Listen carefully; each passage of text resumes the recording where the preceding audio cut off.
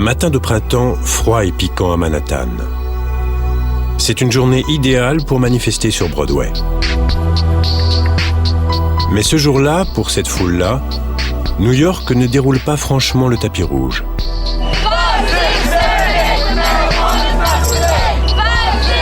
Il y a des contretemps, des doutes sur le lieu de rassemblement.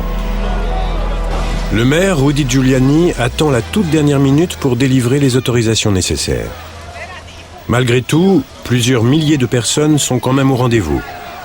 Et la foule bigarrée finit par entamer sa longue marche vers Battery Park. Les manifestants sont là pour différentes raisons, mais ils ont tous un but commun, protester contre la politique américaine en matière de marijuana.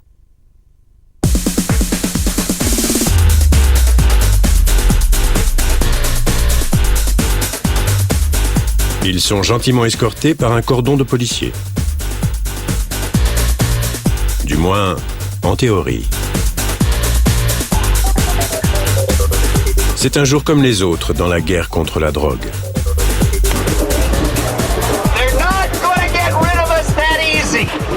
Depuis 30 ans, des militants purs et durs se battent contre la politique anti-marijuana et mènent ce qu'ils considèrent comme un combat pour la vérité et la justice. Parmi eux, un homme se démarque. Il a été décrit comme un héros populaire, un orateur démagogue, un fou. Son nom est souvent mal prononcé. Il se plaît à dire qu'il rime avec terreur, terror en anglais.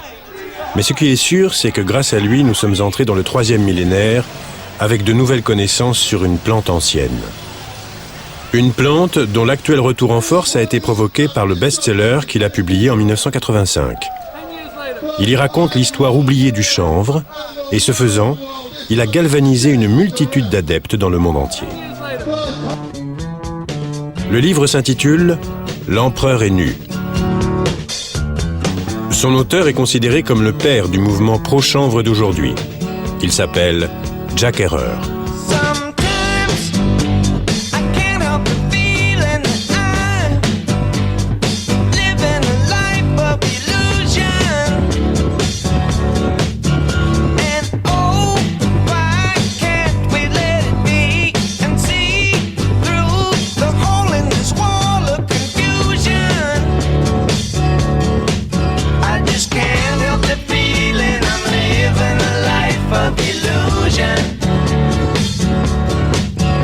À 60 ans, Jack Herer a passé près de la moitié de sa vie à militer pour le chanvre.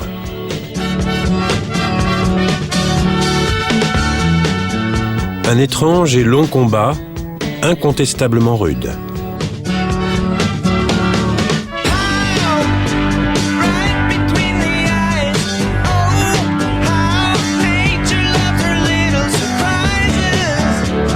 Aujourd'hui, malgré des problèmes de santé, il continue et trouve encore l'énergie nécessaire lorsque le rideau se lève.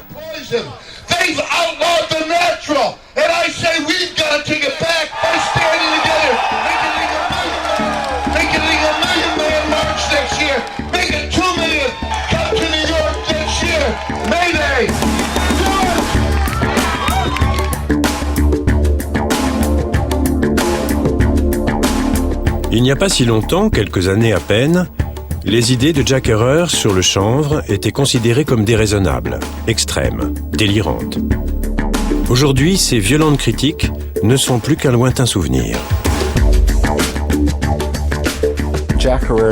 Le génie de Jack Herer a été d'introduire une vision plus large de la valeur économique du chanvre. Je ne savais rien sur le chanvre, ni qu'il existait un mouvement jusqu'à ce que Jack m'en parle un soir. Il est ce qu'on appelle une force de la nature. J'ai rencontré plusieurs personnes au cours de ma vie qui sont habitées d'une telle fougue que, qu'on soit d'accord avec eux ou non, on est obligé de reconnaître que ce sont des forces de la nature. Je pensais que Jack était un meshuggah, un fou. Surtout lorsqu'il disait que le chanvre allait révolutionner le monde et le mouvement pour la réforme des lois anti-marijuana. Meshuggah, c'est un mot qui va bien à Jack.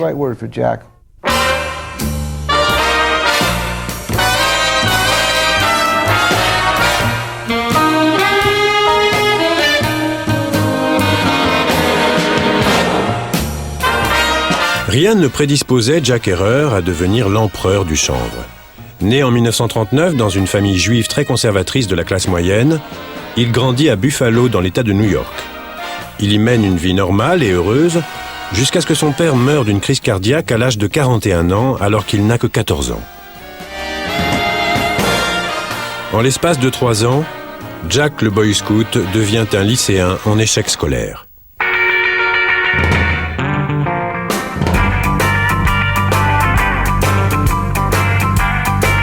Afin d'éviter de purger une peine de 2 semaines de prison pour avoir conduit de nuit avec un permis débutant, il s'engage dans l'armée à 17 ans.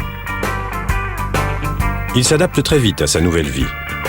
Soldat enthousiaste, ses états de service dans la police militaire de la Corée d'après-guerre sont honorables. Au milieu des années 60, libéré de ses obligations militaires, il mène une vie bien rangée. Il a une femme, 3 enfants et une maison dans la vallée de San Fernando, en Californie. Et il enchaîne les postes de cadre supérieur. L'armée l'a rendu fier de son pays. C'est un républicain pur et dur. Il croit aux bonnes vieilles valeurs américaines. Et il soutient l'intervention de plus en plus importante des États-Unis au Vietnam.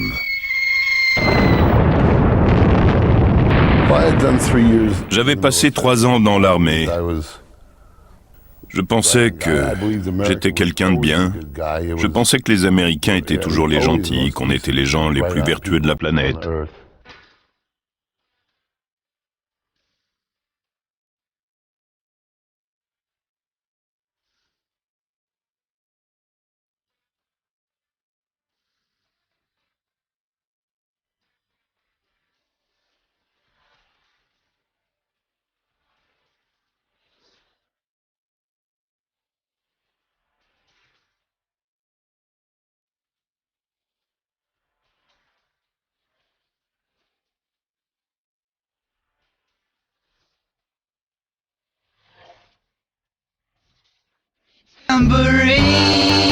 Jack est offusqué par les protestations des années 60.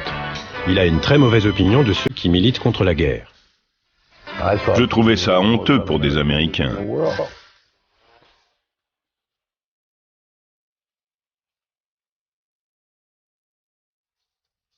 Par quel sortilège ces jeunes gens de bonne famille, jusque-là sages et bien propres sur eux, sont-ils devenus de détestables rebelles hippies? Aux yeux de Jack et de l'establishment, la marijuana doit y être pour quelque chose.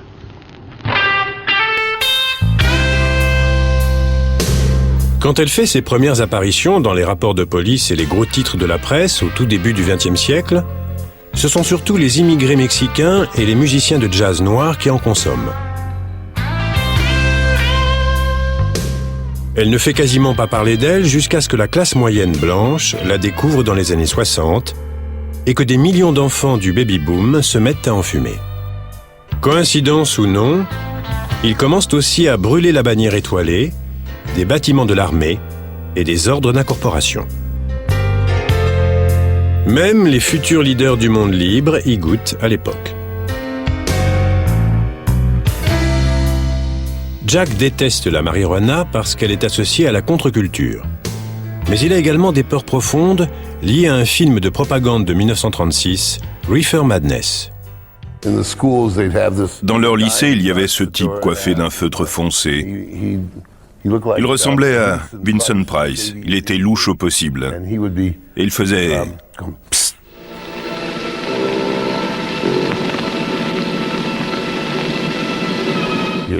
Tiens, et c'est ça, c'est gratuit, petit. Et après ça, il se piquait à l'héroïne, il prenait de la coke, des drogues aux noms exotiques que je ne connaissais pas. Et j'étais sûr que ça allait m'arriver.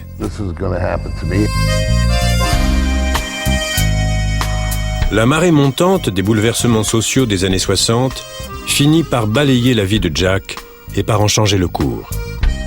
En 1967, sa femme et lui divorcent. Quelques années plus tard, sa nouvelle petite amie lui pose une question.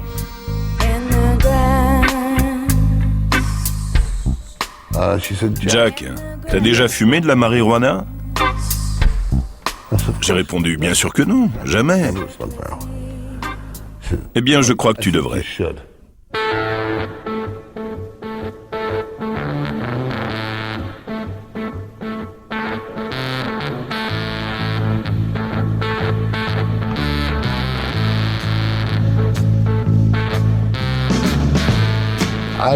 J'ai ressenti des sensations dont j'ignorais jusqu'à l'existence. Je lui ai demandé pourquoi c'était illégal. Elle ne savait pas. J'ai commencé à écouter ceux qui manifestaient contre la guerre du Vietnam. Et ce qu'ils disaient prenait tout son sens. Ils ne disaient pas « je veux pas me battre parce que je suis lâche », comme mon ignorance crasse d'avant me l'avait fait penser. La paix et la liberté deviennent des questions très importantes pour Jack, tout comme l'environnement. Mais à l'aube des années 70, le chemin qui va transformer ce républicain pur et dur en empereur du chanvre ne fait que commencer.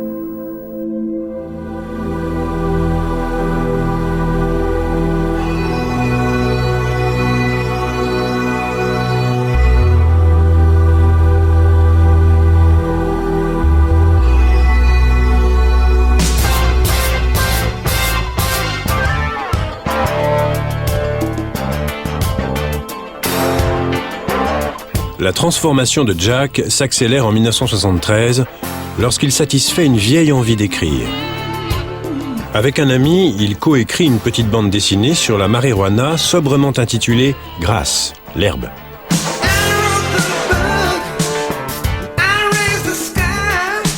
À sa grande surprise, Grass est un énorme succès underground et se vend à près de 35 000 exemplaires.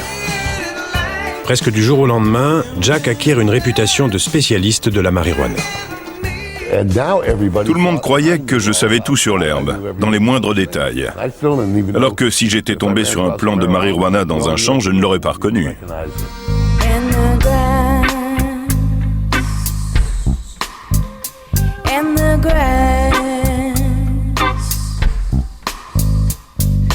Come sit with me. Comme des millions d'Américains à cette époque, Jack ignore tout de l'histoire de la marijuana. Il ne sait pas que c'est en fait du chanvre, variété non toxique mais totalement illégale d'une plante ancienne appelée Cannabis sativa. Pourtant, la vente de son petit livre Grass le fait sortir de l'ombre, et bientôt des inconnus l'abordent avec des informations fascinantes. Il me disait « Monsieur Erreur, vous saviez qu'autrefois on faisait du papier avec la marijuana ?» Et un autre « Avant ils fabriquaient leurs voiles de bateau et leurs vêtements avec la marijuana. » L'idée qu'elle avait d'autres usages, qu'on pouvait en faire du papier, du tissu, de la corde, de l'huile, des médicaments, cette idée n'était jamais venue à l'esprit de Jack. Et je peux vous dire que ce n'est pas tombé dans l'oreille d'un sourd. Jack est stupéfait de découvrir à quel point l'histoire du chanvre est liée à celle de l'homme. Pendant plus de 10 000 ans, ça a incontestablement été notre plante la plus utile. Nos ancêtres dépendaient de sa fibre exceptionnellement solide, de sa pulpe riche en cellulose et de ses graines extrêmement nutritives. Tout au long de l'histoire, ils l'ont cultivée pour se nourrir, s'habiller, se chauffer et se soigner, ainsi que pour fabriquer des voiles, des cordes, des abris et du papier. Dans l'Amérique coloniale, le chanvre n'est pas seulement légal, il est aussi essentiel à la survie.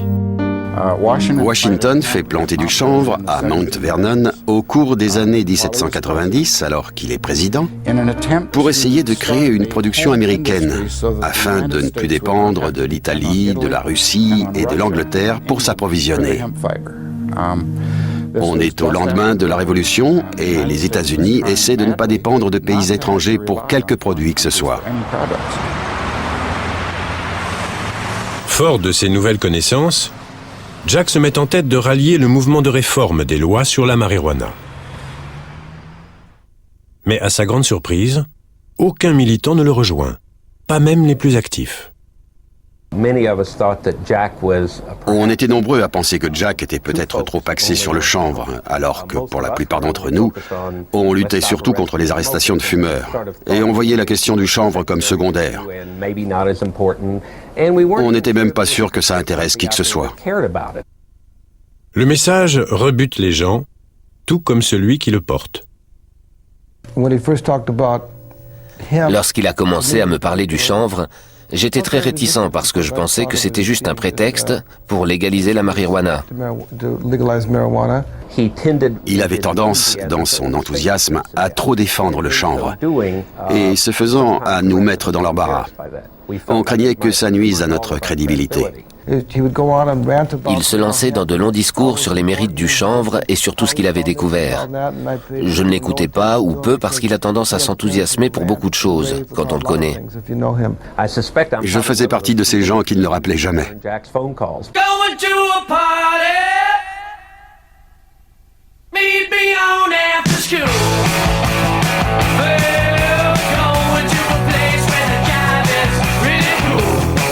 Il y a tout de même un homme qui accepte ces idées à l'époque.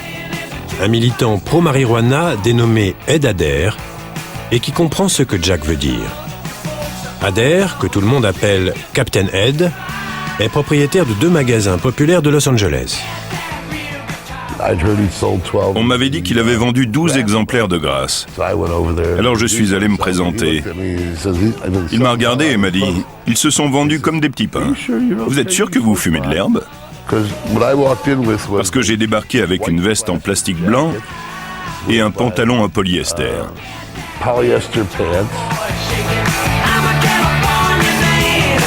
Jack suit l'exemple de Captain Ed et troque son costume en polyester contre un jean et un t-shirt.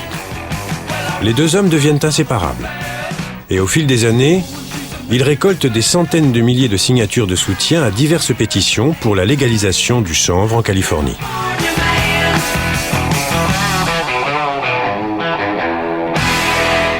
On a juré de se battre pour la dépénalisation du cannabis jusqu'à ce qu'on meure, qu'il devienne légal ou qu'on ait 84 ans.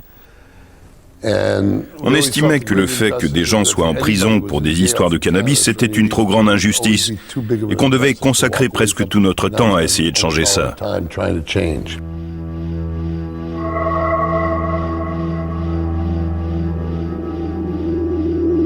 Un soir de 1974, Jack vit ce qu'il décrit comme une véritable révélation. Toutes ces nouvelles connaissances sur le cannabis se transforment soudainement en une vision unique. Le chanvre pourrait sauver le monde. Tout lui apparaît en un éclair. Au lieu d'utiliser du bois ou du pétrole, on pourrait presque tout fabriquer à base de chanvre. Il ne serait plus nécessaire d'abattre un seul arbre pour produire du papier. Un carburant propre pourrait être obtenu à partir de l'abondante biomasse du chanvre. Ce nouveau carburant servirait à alimenter les voitures, les usines, les centrales électriques et même à chauffer nos maisons. On pourrait cultiver du chanvre pour faire du tissu et du papier en n'utilisant qu'une infime partie des produits chimiques toxiques nécessaires à la transformation du coton et du bois. Il entrevoit un monde sans pollution, sans pluie acide, sans réchauffement planétaire et sans déforestation.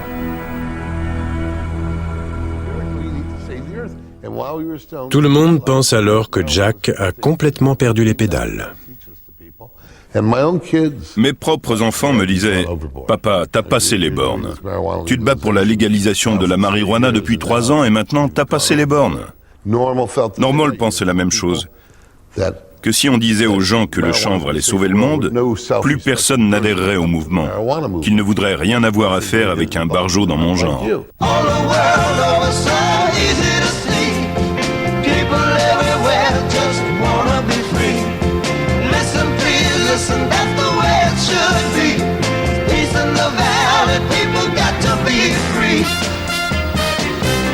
Endurci et acharné, Jack ignore les critiques et ne désarme pas. À la fin de l'année 1979, Captain Ed et lui ouvrent la première boutique de chanvre du pays. Un stand en plein air qui reste célèbre aujourd'hui encore et se trouve bien sûr sur la plage de Venice Beach en Californie. Du jour au lendemain, Jack devient une institution de la promenade. Il est le marchand de chanvre de Venise. Un évangéliste prêchant la bonne parole. Il veut sauver ce foutu monde et il parle du chanvre à tout le monde. Il emporte sur lui. Il ne peut pas acheter un hot dog sans faire du prosélytisme. Il n'arrête jamais. Un type comme ça fait penser à un marchand de tissus arménien du Lower East Side, vous savez. Il sort tout droit du Bowery. C'est un type de la classe ouvrière. Au début des années 80, le pays se prépare à la politique de tolérance zéro en matière de marijuana.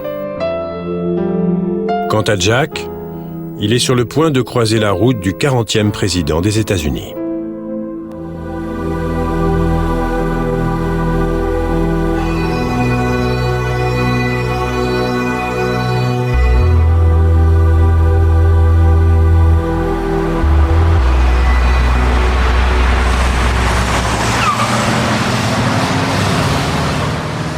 En janvier 1981, devant un bâtiment fédéral de Los Angeles, à quelques jours de l'investiture du nouveau président, Jack et un petit groupe de militants mènent une campagne pour la dépénalisation du chanvre et de la marijuana. Et là, Reagan arrive. Le cortège de Ronald Reagan s'arrête devant le bâtiment. Le futur président doit se faire couper les cheveux avant son investiture. Selon des témoins, le grand communicant interroge le responsable des lieux. Au fait, ils manifestent pourquoi les Canadiens, là, dehors? Il pensait que sur le drapeau qu'on brandissait, c'était la feuille d'érable. Alors le responsable du bâtiment lui a dit « Ce ne sont pas des Canadiens, ce sont des manifestants pro-marijuana. » Reagan dit « Vous ne pouvez rien faire. On les a traînés en justice, mais ils ont gagné. Dans 5 jours, je serai en poste, je verrai ce que je peux faire. »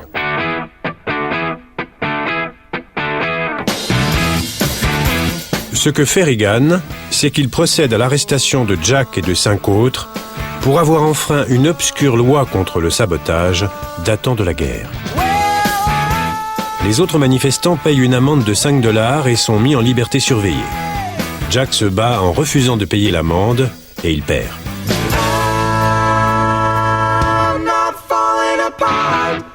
Son appel est rejeté. La Cour suprême des États-Unis refuse d'entendre l'affaire. Alors, le 14 juillet 1983, Jack se présente à la prison fédérale de Terminal Island, en Californie. Il y avait plein de braqueurs de banques dans la prison fédérale en 83. T'es là pourquoi? Je récoltais des signatures sur une propriété fédérale. Ils t'ont mis en prison pour ça?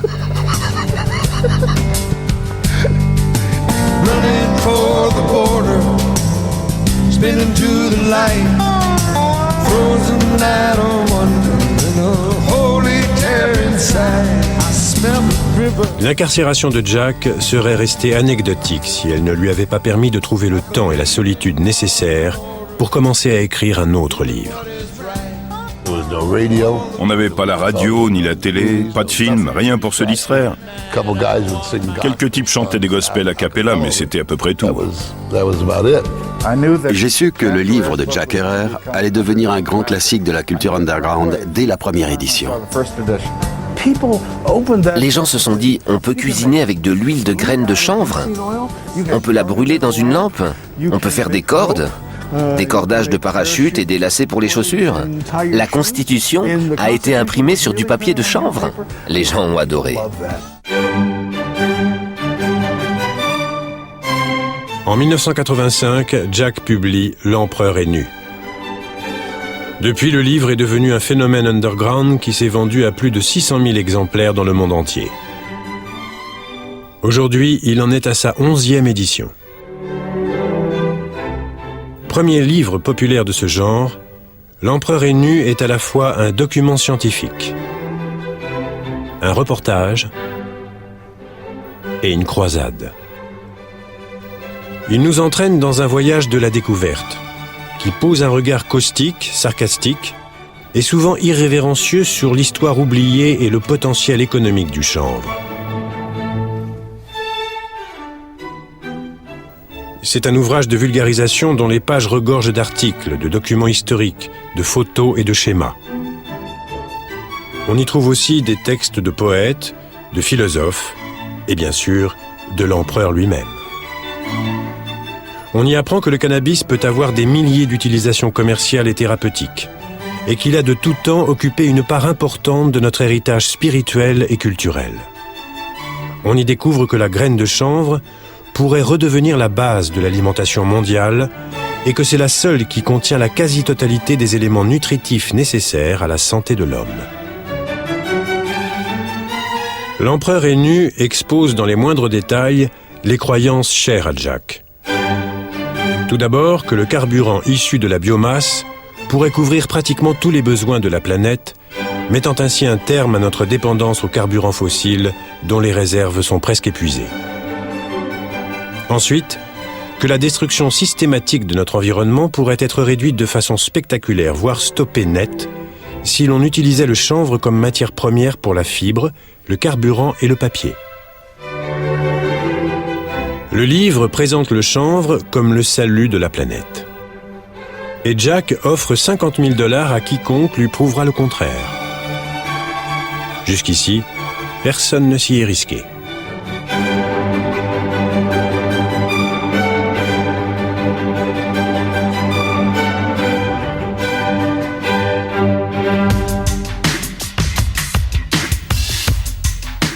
Son essai nous entraîne également dans un voyage de l'étrange sur les origines curieuses de l'interdiction de la marijuana.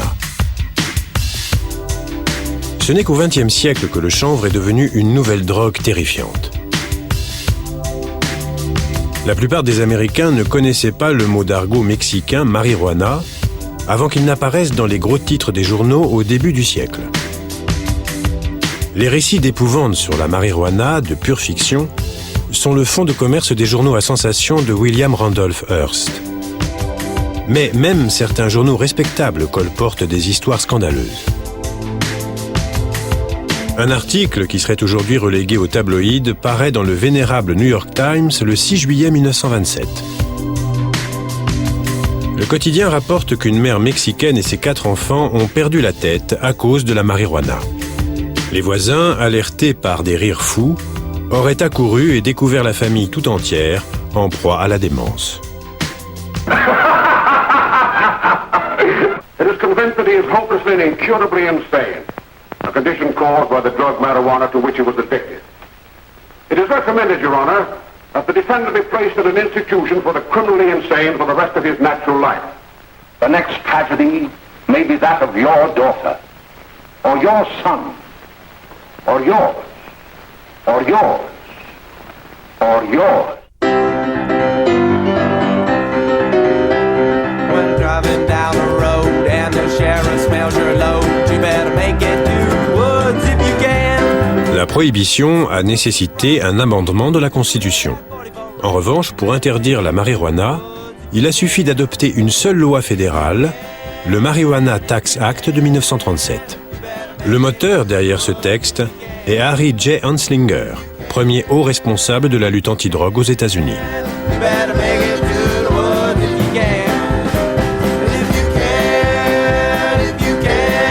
Anslinger est l'expert cité comme témoin par le gouvernement en 1937 au cours de l'audience du Congrès sur la proposition de loi anti-marijuana.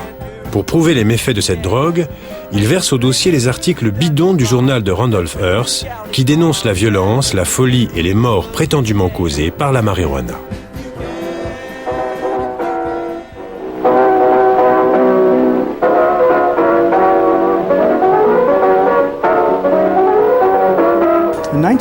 En 1937, lorsque le Marijuana Tax Act a été adopté, il n'existait aucune donnée d'aucune sorte, et encore moins scientifique, sur la nocivité ou non de cette substance. On savait seulement qu'elle était utilisée par des gens dont on se méfiait et qu'elle était associée aux classes populaires. Lorsqu'on lit le compte-rendu de l'audience, on est frappé par le manque d'informations. Les députés demandaient « C'est quoi cette marijuana? Un stupéfiant ?» Et quelqu'un se levait et disait « C'est une nouvelle drogue extrêmement dangereuse. » En 1937, le Congrès ne savait rien du tout. Tout ce qu'il savait venait de ces histoires farfelues selon lesquelles les gens devenaient fous et tuaient sous l'influence de la marijuana. Cette loi est fondée sur des mensonges. Et il est scandaleux qu'on ait aujourd'hui encore des lois qui soient basées sur des mensonges. Malgré l'opposition de l'American Medical Association, le Congrès adopte la loi à l'unanimité après avoir débattu pendant au moins 90 secondes. Le président Franklin Roosevelt y appose sa signature le 3 août 1937. En théorie, la nouvelle loi n'interdit pas la marijuana ni le chanvre. Seul un amendement de la Constitution pourrait le faire. Mais en imposant des taxes prohibitives et des montagnes de paperasse, le gouvernement rend la culture, la transformation, la vente et une quelconque utilisation du chanvre pratiquement impossible. Techniquement, les agriculteurs peuvent continuer à cultiver des plantes comme celle-ci, à condition qu'elles n'aient ni feuilles ni fleurs.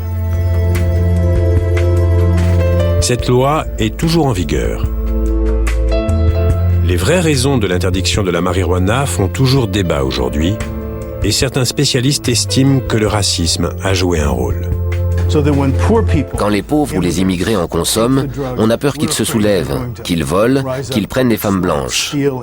Alors, on interdit cette drogue à cause de nos peurs. D'autres pensent que Harry Anslinger était mu par l'ambition et la soif de pouvoir. Si la marijuana a été interdite, c'est en partie pour des questions d'avancement personnel. Harry Anslinger voulait devenir le J. Edgar Hoover de sa propre agence.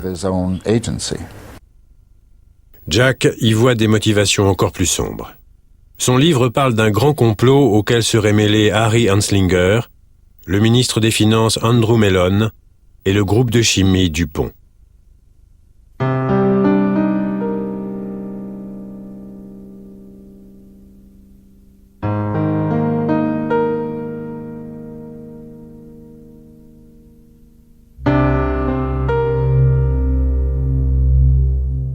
Jusqu'à la guerre de sécession, le chanvre était la deuxième source de revenus agricoles du pays derrière le coton.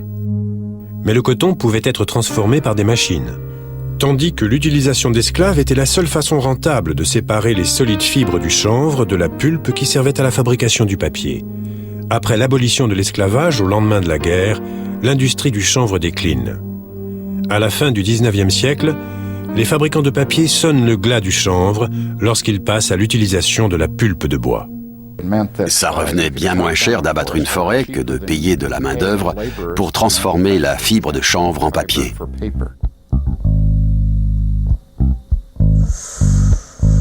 Jack appuie sa théorie du complot sur des événements qui ont eu lieu en même temps que l'interdiction de la marijuana. Coïncidence numéro 1. Un immigré allemand invente une machine appelée la décortiqueuse. Ce nouvel appareil mécanique est sur le point de faire entrer le chanvre dans l'ère industrielle. Le magazine Popular Mechanics souligne les possibilités pour les agriculteurs et les entrepreneurs américains. L'article présente une machine capable pour la première fois de l'histoire de transformer le chanvre rapidement et à moindre coût. Coïncidence numéro 2. Dans les années 30, la compagnie DuPont élabore d'une part une méthode à base d'acide sulfurique pour transformer le bois en papier et invente d'autre part une nouvelle matière, le plastique. Le livre de Jack souligne qu'un retour du chanvre aurait fait peser une grave menace sur la stratégie pétrochimique de DuPont. Et enfin, il y a le financier millionnaire Andrew Mellon. Mellon était le patron d'Anslinger, l'oncle de sa femme et le banquier de DuPont. Coïncidence numéro 3, 4 et 5. Don't smoke all of my grass.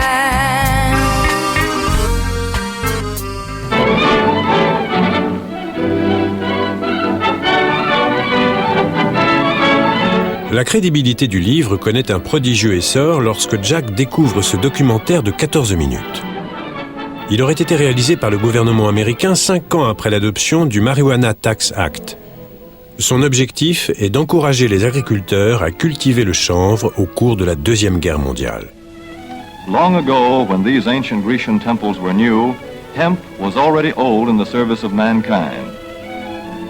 For thousands of years even then, this plant had been grown for cordage and coarse cloth in China and elsewhere in the East. But now, with Philippine and East Indian sources of hemp in the hands of the Japanese, and shipment of jute from India curtailed, American hemp must meet the needs of our Army and Navy as well as of our industries.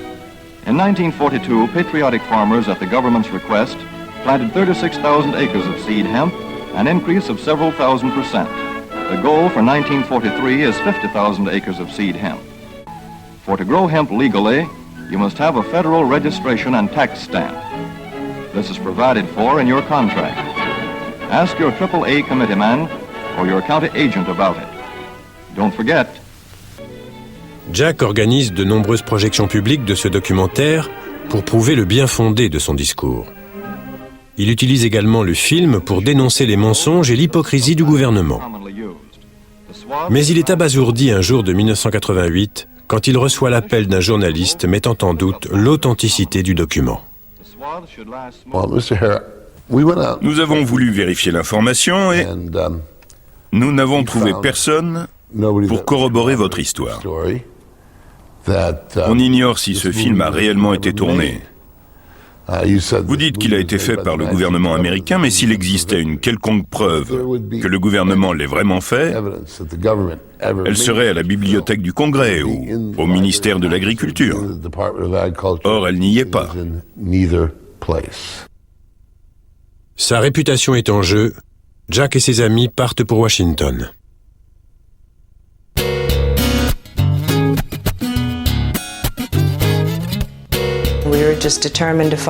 On était bien décidés à trouver les informations qui prouveraient que c'était un film fait par le gouvernement et non par Jack.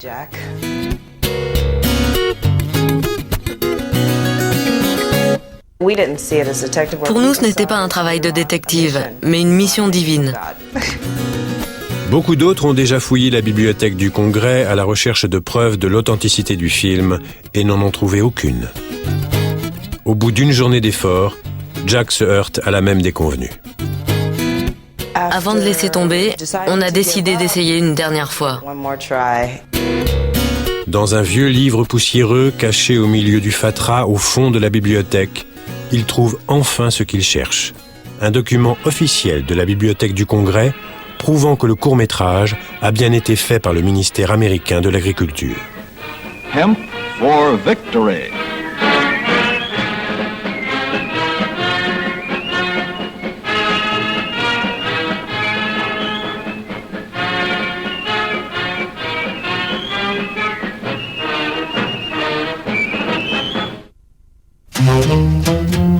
En à peine quelques années, sous l'impulsion de militants et d'entrepreneurs inspirés par l'empereur Hennu, l'industrie du chanvre américaine est passée du petit stand de Jack sur la plage de Venice Beach à un marché de 100 millions de dollars par an.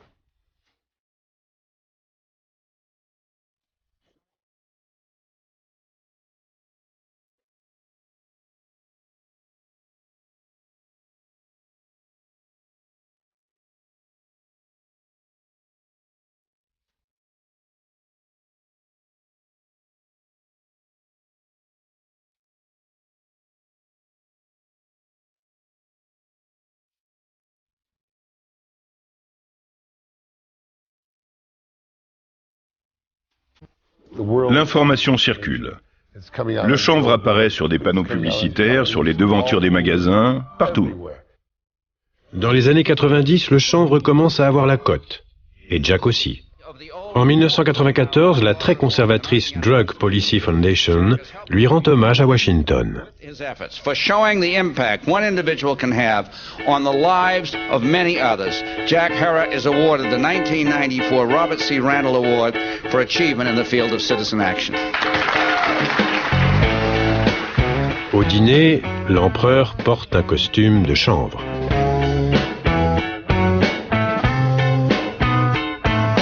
Leaning on a tree trunk, thinking all the same junk, falling in and out of a dream. Back and forth I'm swaying, I'm contemplating staying, laying. Mais la plus belle preuve de reconnaissance, C'est la récompense que lui remet en 1992 son vieil adversaire Normal pour l'ensemble de son œuvre.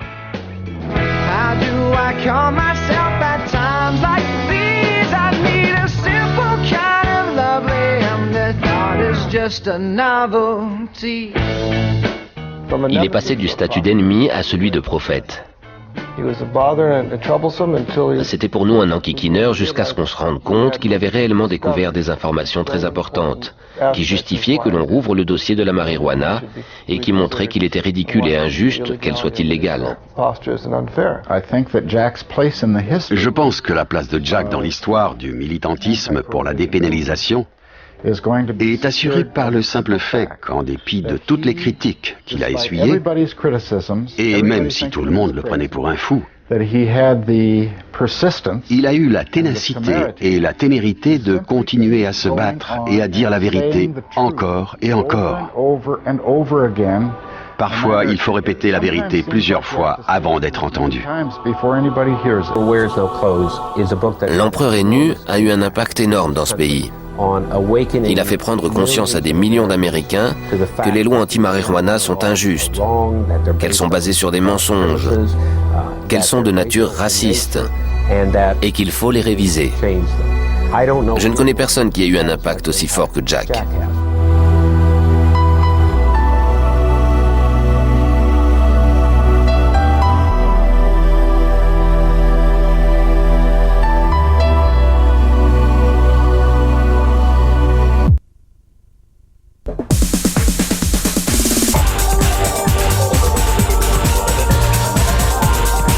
Ni Jack, ni aucun autre militant du mouvement pour la dépénalisation désormais usée et minoritaire n'a eu d'impact sur les lois anti-drogue américaines. À la toute fin du XXe siècle, aussi incroyable que cela puisse paraître, les États-Unis étaient la seule nation industrialisée à continuer d'interdire la culture de cannabis sativa, obligeant l'industrie américaine du chanvre à importer l'intégralité de sa matière première. Selon le gouvernement, autoriser la culture du chanvre déconcerterait la police et serait mal interprété par les enfants. Drugs are every nation's problem, and every nation must act to fight them. We are determined to build the drug-free America and to join with others to combat drugs around the world. Let there be no doubt. This is ultimately a struggle for human freedom.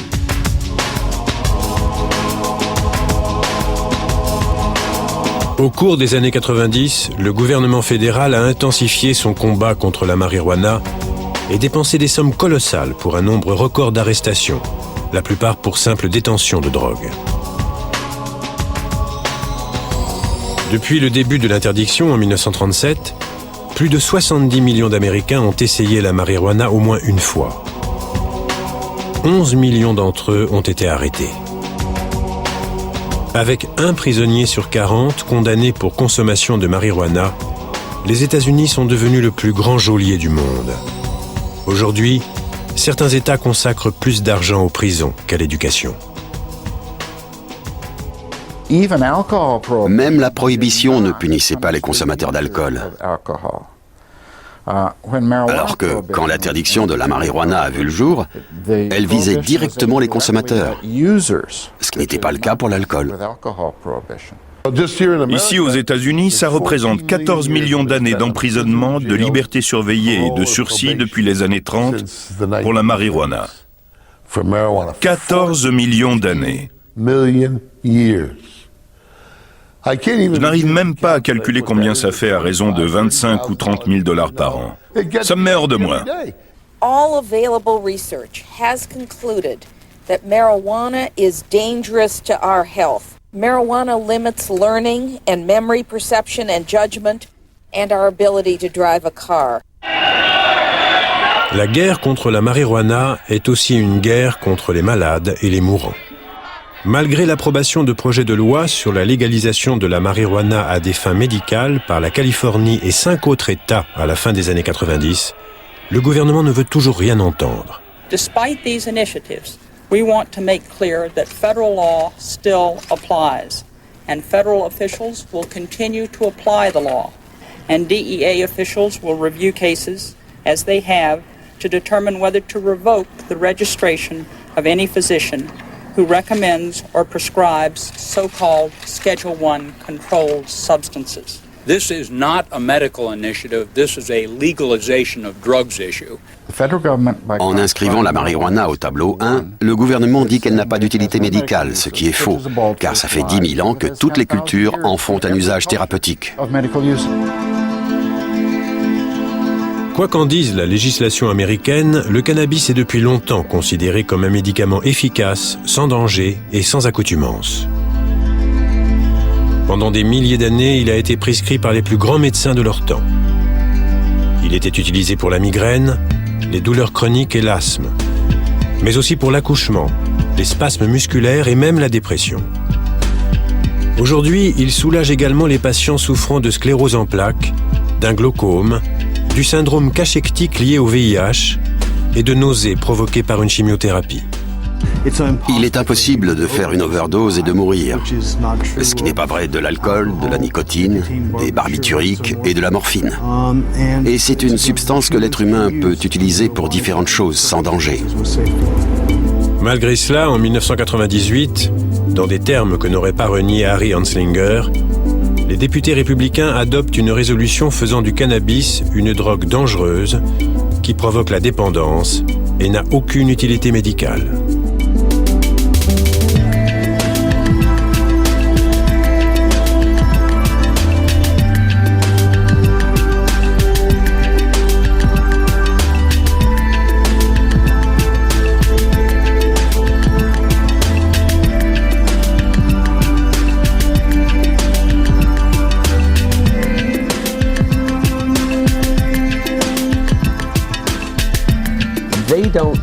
Ça leur est égal si c'est la seule substance qui peut soulager vos souffrances et vous permettre de vivre plus longtemps, de supporter vos chimiothérapies et d'avoir une relative qualité de vie. Ils choisissent de mener leur guerre contre la drogue en sachant pertinemment qu'ils privent des malades en fin de vie de ce soulagement. C'est inconcevable.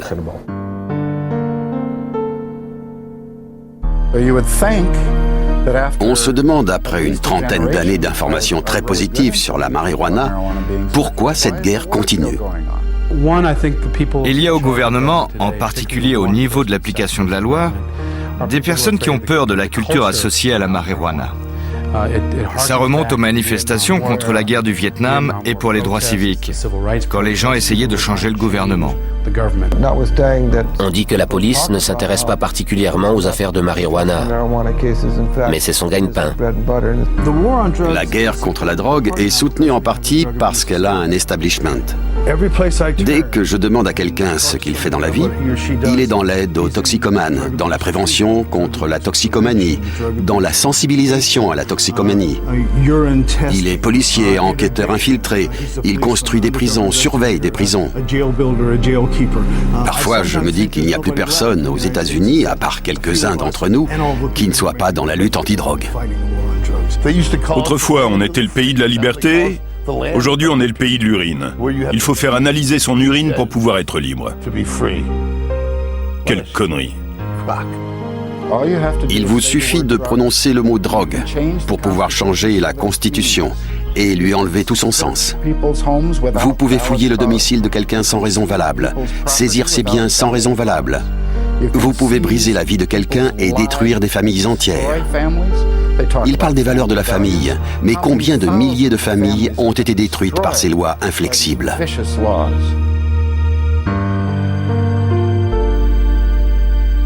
Il n'existe aucun autre médicament, aucune autre drogue qui n'ait jamais tué personne.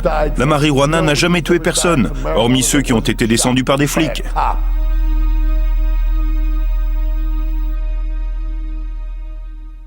Jack Herer. Have I pronounced it correctly, Jack? Herer. Herer. Okay. Jack Herer. Jack Herer. Jack Herer. Jack Herer. This to Jack Herer. We're gonna put on Jack Herer. Chanvre.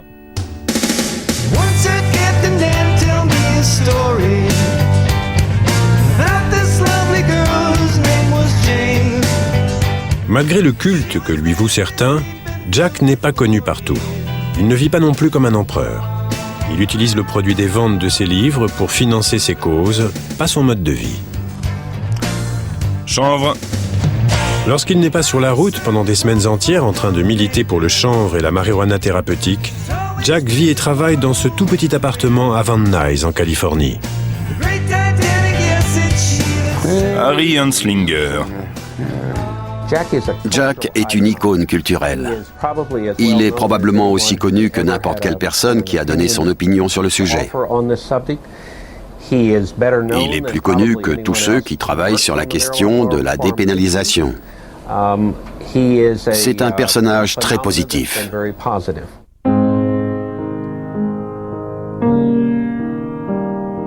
Incertaine est la couronne pour celui qui veut sauver le monde.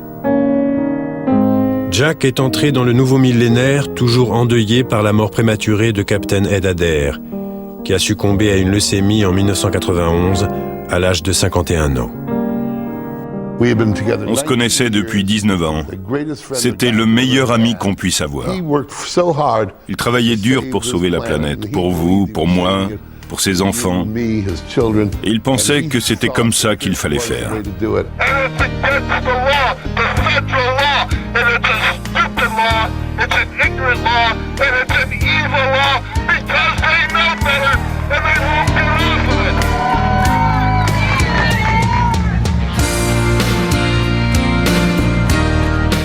Notre idée à tous les deux, c'était de diffuser cette information en espérant qu'au bout d'un moment, on ait un groupe d'adeptes qui diffusent à leur tour cette information.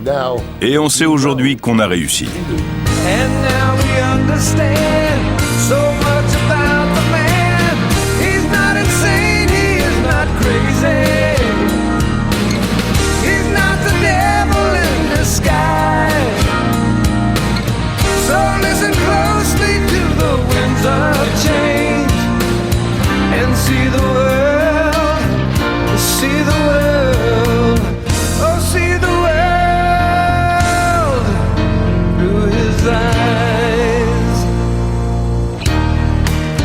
Malgré des problèmes de santé, Jack n'a aucune intention de lever le pied pour profiter de la vie avec sa compagne de longue date, Ginny Hawkins.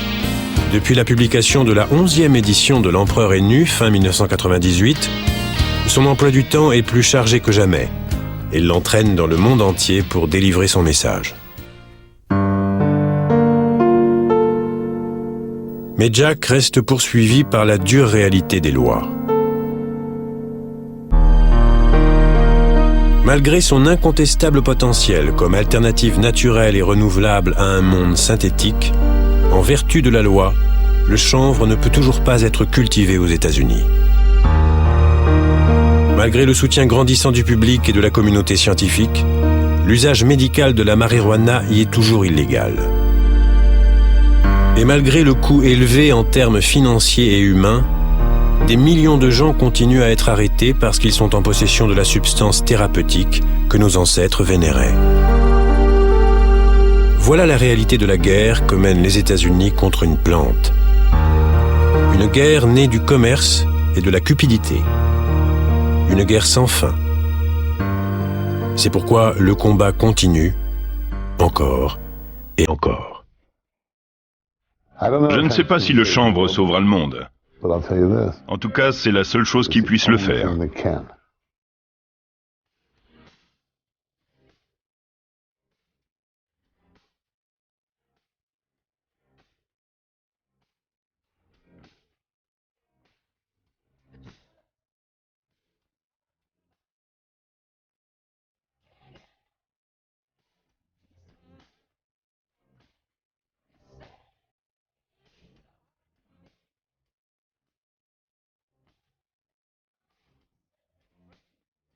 L'USS Constitution, surnommée l'Old Ironsides, servit pendant la guerre de 1812.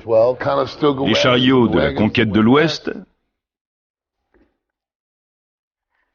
étaient bâchés avec du chanvre.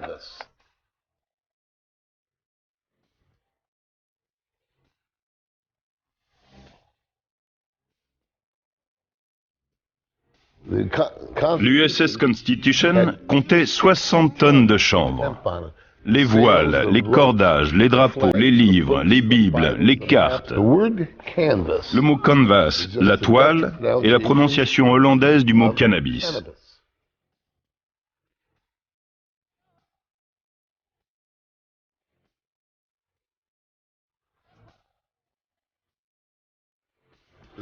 Le joint entre les bordages était fait avec de l'étoupe de chanvre. Les voiles étaient fabriquées à base de cannabis. Les bâches des chariots aussi.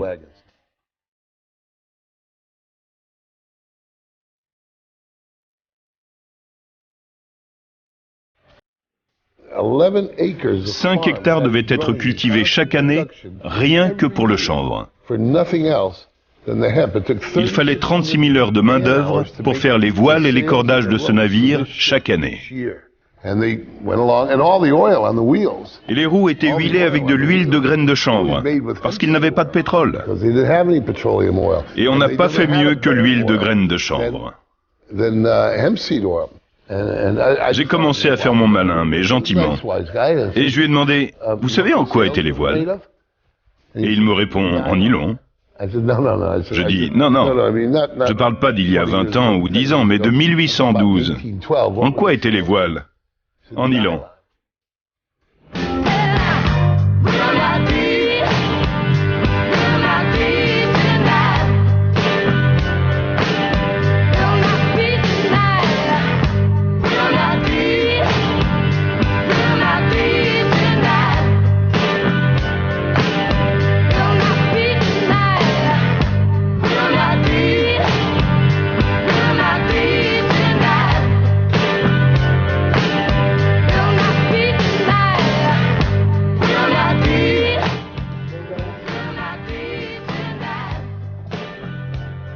C'était bien.